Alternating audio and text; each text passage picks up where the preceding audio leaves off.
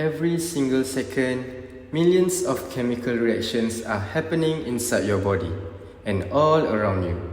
But have you ever wondered what makes those reactions happen so fast?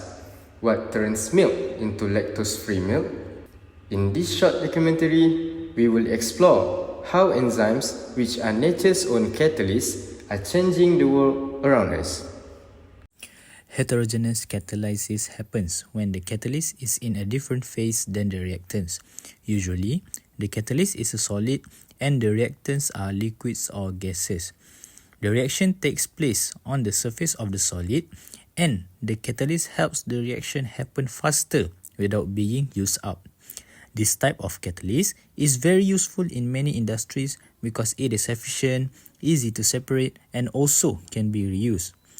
One important example of this is the use of immobilized enzymes in food and other industries.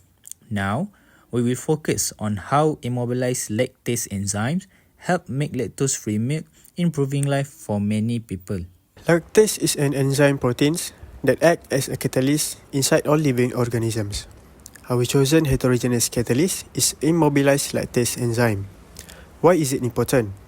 Let's take a look on real-life example. Lactose is a natural sugar found only in milk and the human body needs enzyme lactase to digest it. Here's why. Lactose is a complex sugar composed of two simple sugars, glucose and galactose. In order to digest milk, these two simple sugars must be separated from one another. But if your body doesn't produce enough lactase, you may be lactose intolerant. Immobilized lactose enzyme is important to produce lactose-free milk. So people who are lactose intolerant can consume milk without worrying they will get bloating and diarrhea. Here, I will show you how this can be done in the lab using milk containing lactose, calcium chloride, and a mixture of sodium alginate and the lactase enzyme. The sodium alginate containing the lactase enzyme is added to the calcium chloride. This forms small bits in which the lactase enzyme is immobilized. After being hardened for a few minutes, a teeth strainer can be used to separate the small bits from the calcium chloride solution. Following equipment can be used to bring the lactase bits in contact with the milk. So, we will have a syringe, some tubing attached to that syringe, with a clamp on it and some gas at the bottom of the syringe to prevent the bits from getting stuck. Immobilized lactase bits are then placed inside the syringe. The milk containing the lactose that you wish to break down is added over the immobilized lactase bits. After the milk containing lactose has been left in contact with the lactase enzyme for 2 minutes, the milk is cycled through the syringe. Now, let's take a look at how the enzyme lactase break down the sugar lactose. Lactose is a disaccharide made of two monosaccharides, glucose and also galactose. These are linked by a glycosidic bond. When lactase is present, it catalyzes the hydrolysis of this bond using water, which is shown here with the blue arrows.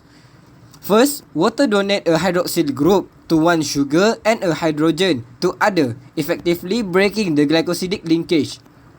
The oxygen in glycosidic bond grabs one hydrogen, forming a hydroxyl group on the galactose.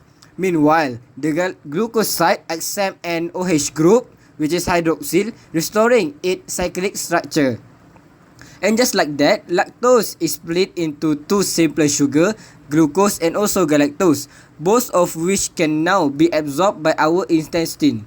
This process is essential for lactose digestion, especially in people who produce enough lactase. And that's how one little enzyme makes milk sugar digestible. Using immobilized enzymes, meaning the enzymes are fixed in place and has some big advantages. First, they are stable and can handle heat and repeated use. That means less waste and more consistent results. Second, they are cost effective in the long run. Since the enzymes don't have to be replaced after every batch, production becomes cheaper over time. But there are challenges too. Over time, the products of the reaction, glucose and galactose, can build up and slow down the enzyme's work. That's called enzyme inhibition. Also, setting up this system is not cheap. You need special materials and equipment which can be costly at the beginning. From an environmental view, this system can save energy, especially with low temperature processing. But dairy farming still has issues like water use, emissions, and packaging waste. Economically, producers can save money in the long run. Still, small companies may find the upfront cost a barrier. And on the societal side, more lactose-free options mean more people can enjoy milk without discomfort. But if the cost of making this milk stays high, not everyone will be able to afford it.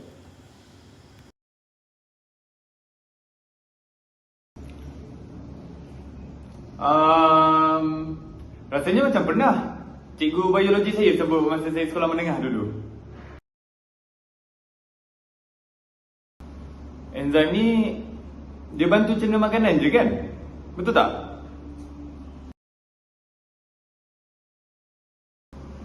Saya rasa enzyme ni selamat je kan? Sebab dia dari benda hidup. Betul tak? To summarize all of this, catalysis is essential to modern technology, making process faster, cleaner, and also more efficient.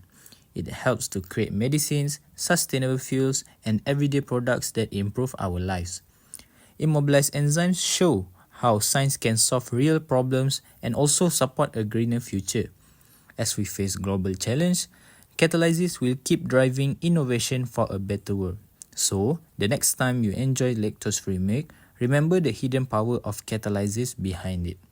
Catalysis truly shapes the way we live, work, and also protect our planet.